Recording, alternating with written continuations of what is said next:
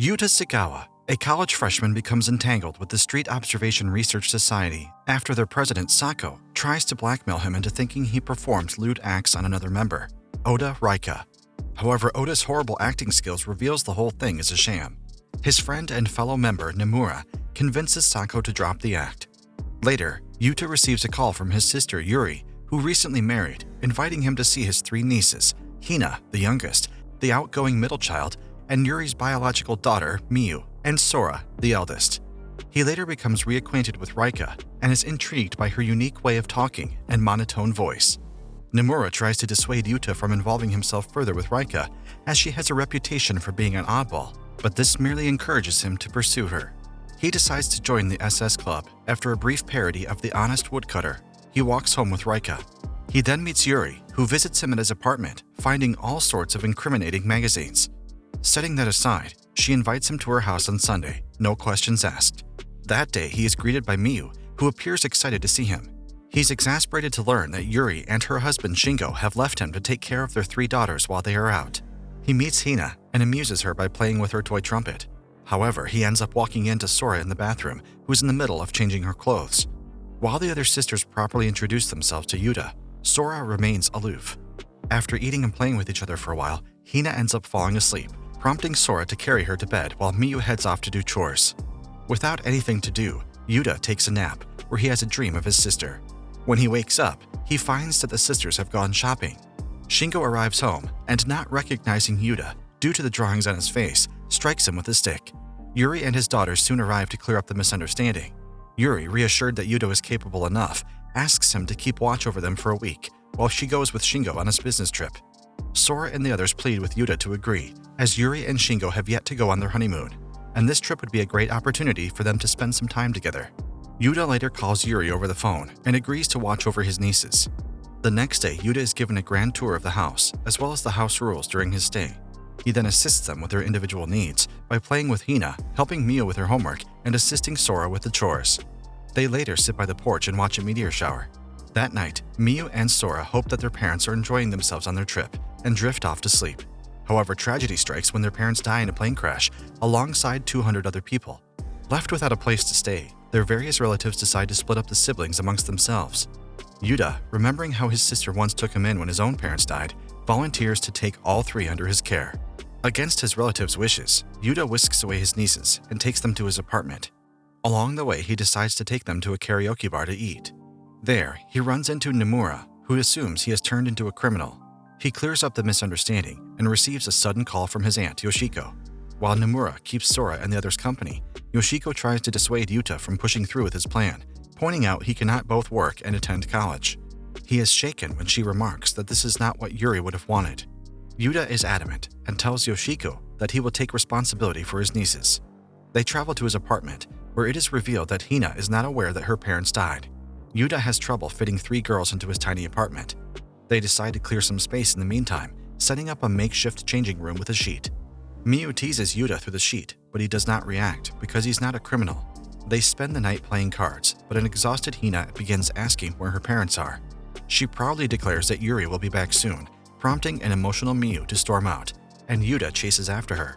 Sora embraces Hina, but is unwilling to tell her the truth. Yuuta returns with Miu, and after a heartfelt embrace, he lays out a futon for them to sleep on.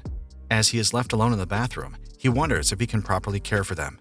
Yuuta wakes up to find Sora clinging heavily onto him. When she wakes up and realizes what she's doing, she hits him out of embarrassment. When Hina pouts that there is no breakfast, he buys food from a nearby convenience store and heads off to work, warning them not to leave the house. Hina and Miu see him off, but Sora is still upset. Yuuta wonders how he can make more money to support his nieces and ends up running into Raiko and the SS Club. Realizing that Sako's acute sense of smell might detect his nieces, he has Raiko help him escape. Meanwhile, Sora and the others end up spilling drinks on their underwear. They convince Hina that they need to head out to wash their clothes. However, Sora begins to lament that repeatedly going on the coin wash may rack up their expenses. Sora notices a small food market and decides to buy some vegetables, with plans to make dinner. When they arrive home, she begins cooking using what little experience she has, leading to disastrous results. To make things worse, Hina and Miu end up drawing on the walls. After working double shifts, Yuuta calls Sora to inform her he will be late. They continue trying to cook, but it is one disaster after another.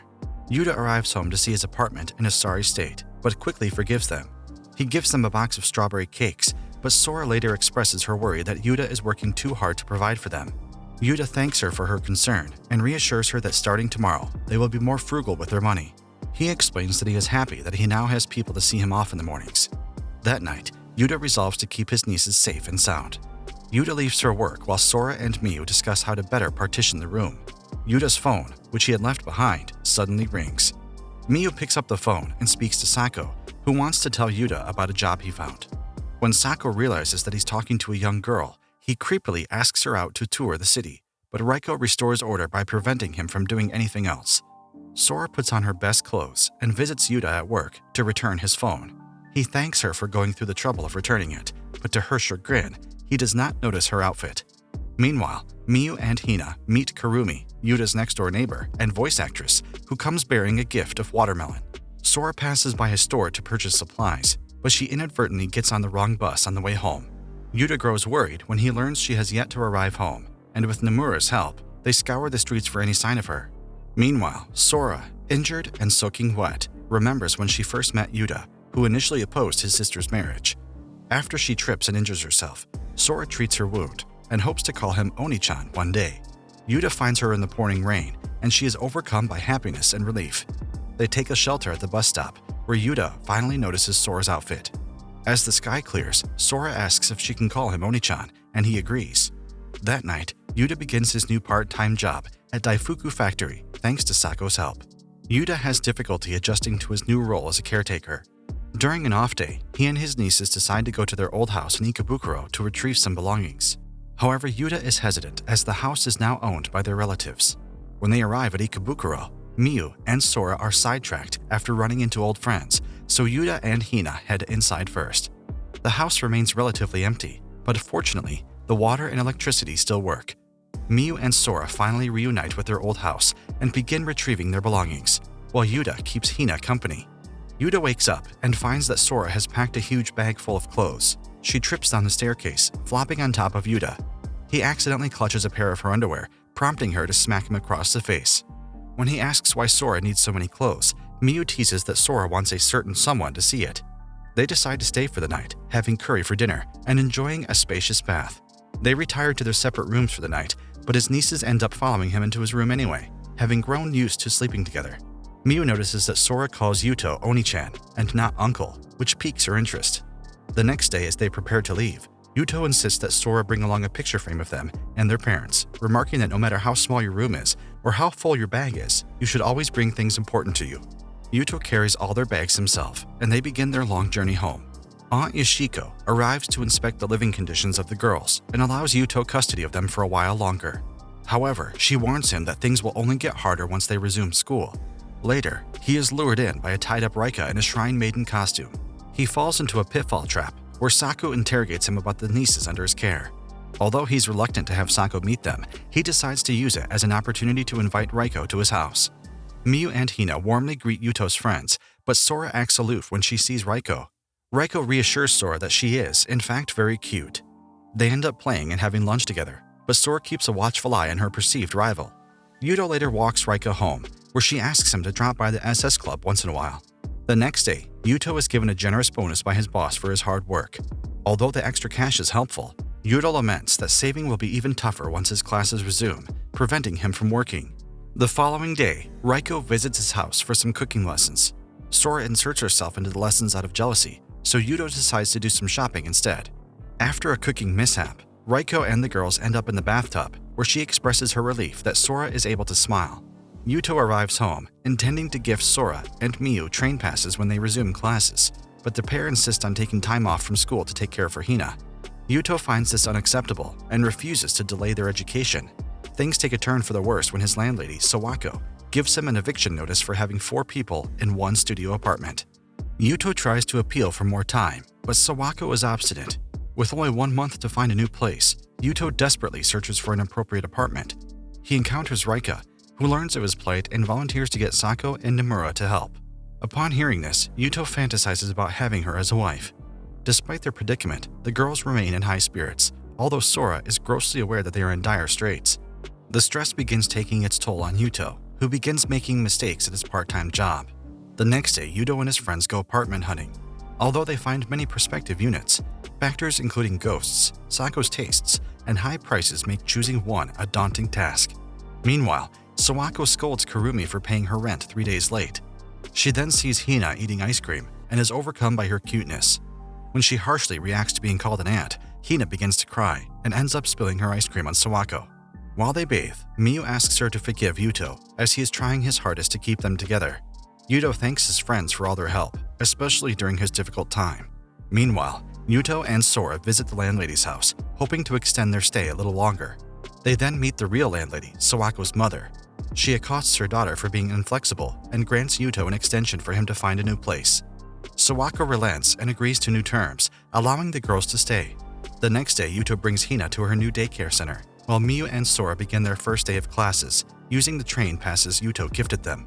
Sora and Miu's 1.5-hour commute is an arduous endeavor, including several line switches, jam-packed trains, and long walks. Miu is visibly exhausted, but Sora encourages her that the weekend is right around the corner. Miu's classmates take note of her scuffed shoes and fatigue and begin pitying and treating her differently. Miu has mixed feelings about this change in perception of her, especially as people comment on her turbulent home life. She decides to take some time off after school, agreeing to go on a date with Nomura. The pair visit an aquarium where she comments that one of the seals looks like Saku. She later asks Nomura over a meal how Yuuta is at school. He replies that although his life is hectic, Yuuta always remains upbeat and optimistic. Several of his classmates know what he's going through and lend him notes or help him in whatever way they can. She is relieved to hear this, and they continue their date, going shopping and to the arcade. Seeing her scuffed shoes, Nomura offers to buy her new ones, but after seeing the exorbitant prices, he decides to simply clean her current ones. Miu is grateful for the gesture, and they continue on to a tower observation deck. Overlooking the city, she reflects that although her current home is small, far from her school, it is packed with love and care, and she wouldn't have it any other way. She thanks Nomura for accompanying her today and remarks that she doesn't want to be pitied, but to be treated as she has always been. She returns home, and when Yuuta asks her where she's been, she smiles and says, "It's a secret." Kurumi is heartbroken to learn that the character she voices has been killed off. Meanwhile, Sora struggles to keep up with her singing club. Her grades begin to slip, and she has less time to take care of household chores, including cooking. She decides to quit the singing club, despite her president's request for her to reconsider. While eating dinner, Yuuta recalls that the previous night, he ran into an intoxicated Kurumi, who declares that she was quitting voice acting for good. Feeling that they are going through similar pains, she meets with Kurumi at the laundromat, asking if she really intends to quit. Kurumi explains that without any voice roles, she must honor an agreement with her parents to return to the countryside. Sora later goes to a grocery store to purchase ingredients for dinner, but Yuuta informs her that Raiko will be cooking instead. Disheartened, Sora sulks at a swing set. She's comforted by Raiko, who reassures her that she's trying her best, and she deserves to rest once in a while. After dinner, Sora remarks that she wishes she could cook as well as Raiko, and she replies that she will get there one day, citing that her dishes are already filled with love.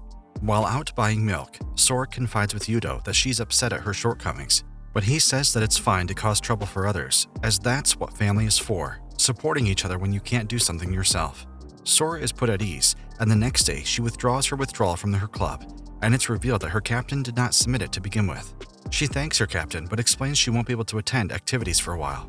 She later runs into Kurumi, who reveals that she finally got a voice role, and thanks her for giving her courage. Later, Sora has finally cooked a fried egg properly, and they sing Twinkle Twinkle Little Star. Sora wakes up embarrassed after dreaming of being married to Yuuta. The next day, while out shopping with Raiko, she learns that Yuuta often falls asleep in classes, but he takes his role as father very seriously.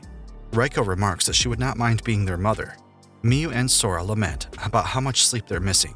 After another rough night, Sora and Miu resolve to keep their exhaustion a secret from Yuuta, not wanting to worry him. Meanwhile, Yuuta runs into Raiko, who invites him to hang out, but he turns her down due to his job. When he returns home, he finds the room has been cleaned and encounters Yoshiko. Meanwhile, Miu and Sora are alerted that Hina has a fever, and the daycare was unable to contact Yuuta. The pair carry her home just in time to see Yoshiko leaving their apartment. After treating Hina, she asks Yuuta to consider the letter and leaves. Yuuta departs for work soon after, but when he arrives home, he finds Sora waiting for him. He explains that Yoshiko has pointed out that he cannot continue both caring for his nieces and studying for long. Yuuta is disappointed in himself for his shortcomings and ignoring how much Sora and the others have been sacrificing. He tells her that he will start considering what is best for them. The next day, Sora discovers the letter that Yoshiko mentioned, which was sent by her uncle Nobuyushi. In the letter, he offers to adopt all 3 siblings into his home, which would allow Yuuta to pursue his own dreams and happiness, just as Yuri would have wanted. That night, they celebrate Hina's recovery, and she hopes to one day show her mom and dad how well she can sing and dance. Sora and Yuuta agree that they must tell Hina the truth about her parents. Sora tries to gently explain this to Hina, but she is confused and begins to cry. She throws a tantrum, saying that they promised to watch her performance. Yuuta says he can go in their place, but she insists on seeing her parents. Sora does her best to console Hina, but even she and Miu cannot hide their pain. A few days later, Sora runs into Nomura and learns that Yuuta has taken the recent incident hard, especially when Raiko remarks that he will never be more than an uncle. Sora shares that although Hina has started attending daycare again, she refuses to practice singing. One night, Yuuta tells Sora that he will be out early in the morning, and she ends up following him to Yuri's grave. She assumes that he has decided to give them up to their relatives, but it is the opposite. He has decided to work harder to keep them together. Yoshiko and Nobuyushi, who are watching from afar, tell Yuuta that they have agreed to allow him to care for his nieces a little while longer, after seeing how close their bonds are. Later, Yuuta realizes that they can still make it to Hina's daycare performance. He rushes to the SS Club and thanks Raiko for talking some sense into him earlier. To everyone's shock, he asks her to be his wife for the day. They all race to the daycare, where Hina looks visibly depressed. However, her mood changes when she sees the entire shopping district has assembled to watch her, including Raiko, who is taking on the role of her mother. She and the other children sing their hearts out to the adoring cheers of their parents. Yuuta later reflects that a family can be many things. It is not decided by blood, by size, or distance, and he is thankful for those that have supported him thus far. He resolves to take care of his family the best he can.